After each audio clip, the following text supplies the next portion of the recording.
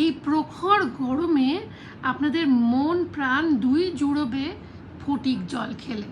হ্যাঁ, ফটিক জল হচ্ছে এক রকমের শরবত, যেটা কিনা আমকে পুড়িয়ে নয়, রান্না করে হয়। যা ভালো খেতে হয়! কয়েক কুচি বরফ আর এক গ্লাস ঠান্ডা ঠান্ডা ফটিক জল, মন প্রাণ দুই জুড়িয়ে যায়, সিরিয়াসলি। হ্যাঁ, আমি তো রয়েইছি, তার সঙ্গে সঙ্গে রয়েছে আলু পটলের একটা দমের রেসিপি, মানে আলু পটলের মিলমিশ। এই রেসিপি আমি গ্যারেন্টি দিয়ে বলতে পারি খুব কম মানুষই খেয়েছেন। তেজপাতা বাটা, আদা আর শুকনো লঙ্কা বাটা দিয়ে দুর্ধর্ষ হয় এই নিরামিষ রান্না। এক থালা ভাত তো খাওয়া হয়ে যাবেই, রুটি দিয়েও খেতে পারেন।